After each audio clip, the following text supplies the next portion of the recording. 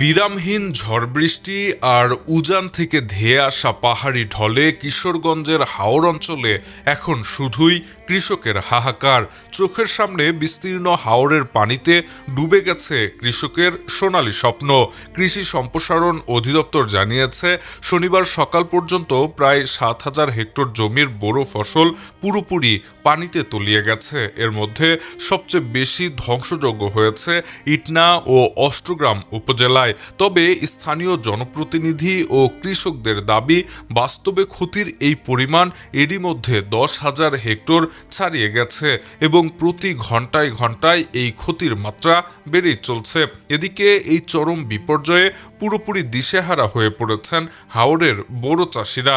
পরিস্থিতি এতটাই ভয়াবহ যে একদিকে মাঠে থাকা পাকা ধান ঢলের পানিতে তলিয়ে যাচ্ছে, অন্যদিকে চড়া মজুরিতে শ্রমিক দিয়ে যে ধান কৃষকরা কেটেছেন সেটিও তারা ঘরে তুলতে পারছেন না।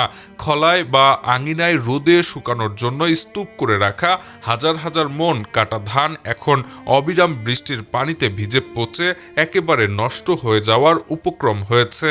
সব মিলিয়ে সারা বছরের পরিশ্রমের ফসল ঘরে তোলার বদলে পুরো কিশোরগঞ্জের হাওর জুড়ে এখন কেবলই কৃষকের স্বপ্ন ভাঙার কান্না। এদিকে ফসলের এই ব্যাপক ধ্বংসযজ্ঞের মাঝেই কৃষকদের বুকে নতুন করে আতঙ্ক বাড়াচ্ছে পানি উন্নয়ন বোর্ডের দেয়া নদ নদীর সর্বশেষ পরিস্থিতি। শনিবার সকালে কিশোরগঞ্জ পানি উন্নয়ন বোর্ড জানিয়েছে, গত 24 ঘন্টায় হাওরে অধিকাংশ নদ নদীর পানি আরও উদ্বেগজনক হারে বেড়েছে। ইটনা পয়েন্টের ধনু বৌলাই নদীর পানি আগের দিনের চেয়ে 5 সেন্টিমিটার বেড়ে 3.06 মিটারে দাঁড়িয়েছে। চামড়াঘাটে মেঘনা নদীর পানি 10 সেন্টিমিটার এবং অষ্টগ্রামে কালনী নদীর পানি 15 সেন্টিমিটার বৃদ্ধি পেয়েছে। তবে কিছুটা স্বস্তির খবর হলো, ভৈরব বাজার পয়েন্টে মেঘনার পানি 7 সেন্টিমিটার কমেছে।